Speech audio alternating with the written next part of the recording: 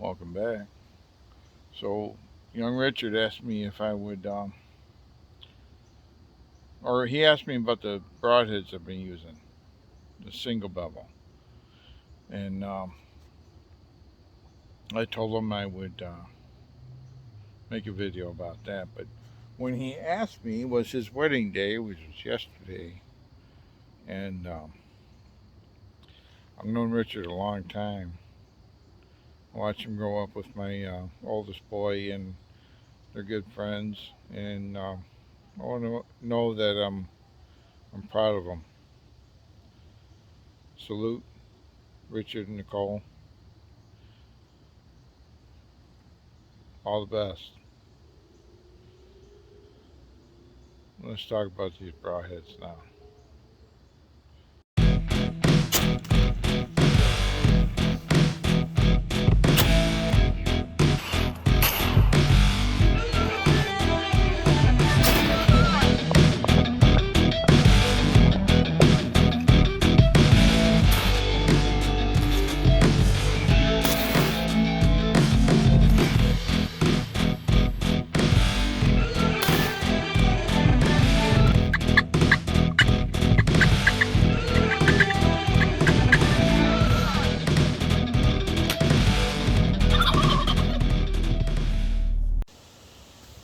So this is what I use in some of the previous videos.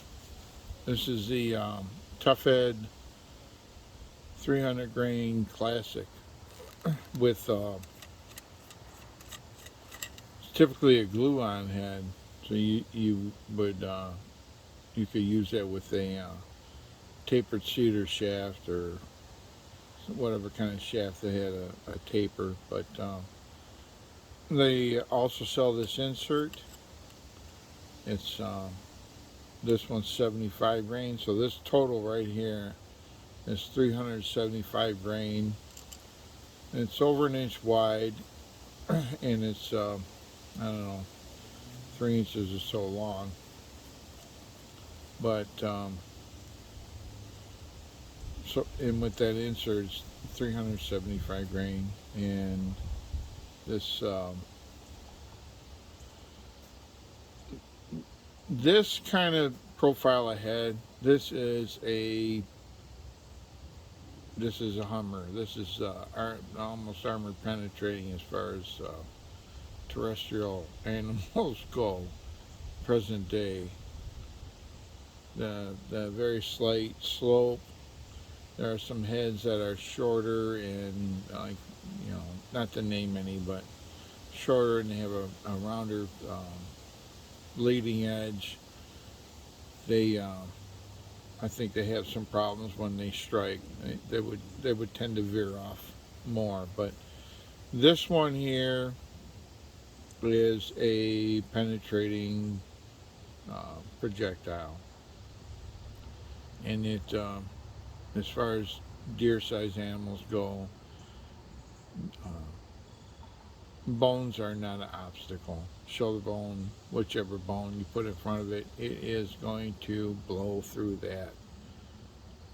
I guarantee that I shot I took 2 bucks last year with one of these, and the bigger one, I went through the humerus and through the heart and through whatever ribs on the way out, and that deer just 50 yards, and he stopped, and he toppled over. The other one I hit with these, and just, you have to understand, you have to keep your arrowheads shaving sharp, minimum, even sharp as you can possibly get it, because the smaller vessels you can cut, they get cut all along the distance. Big artery can be as big as your thumb or your finger or whatever, and if you cut that, oh yeah, you got yourself game. But if if you don't, all these vessels through this tissue are these tiny things, and they add up to the same size if and only if this is absolutely shaving sharp at the moment of impact. and then it has to go through hide and whatever dirt on it, well, hair and the dirt on the hair and the hide, and get through that, and then it's got to cut through tendon and muscle and bone, and then get to the vitals. But the the odds that this is going to survive that impact and penetrate through and end up in the frickin' gravel riverbed on the other side, buried that deep, go way up with this.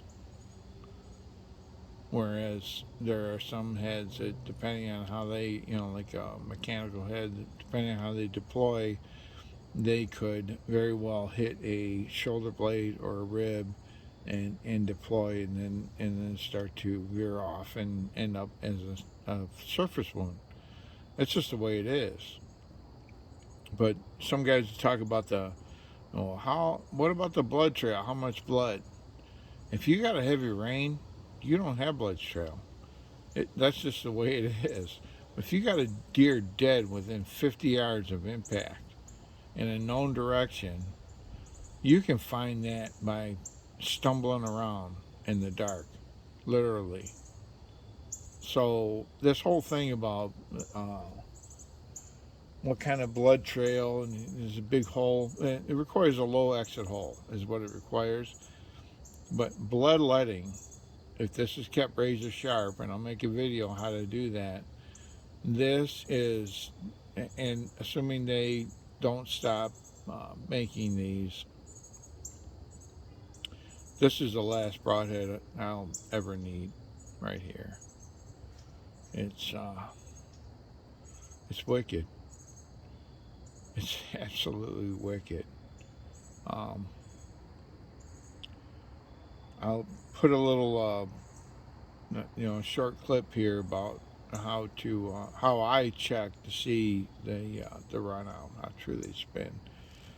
Something simple that you don't have to have you know, hunters can end up spending a lot of money on junk they use one time, and I'm guilty of it.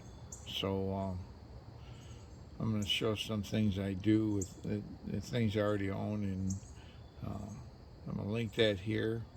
Other than that, again, Richard and Nicole, congratulations. And I'll put the video here. And thanks for stopping by. So here's my high-tech arrow tester. You get a couple coffee cups with the handles about the same height. And you lay this on here.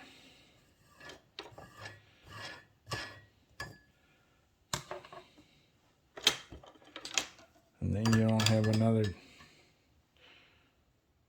piece of overpriced garbage sitting out in the garage.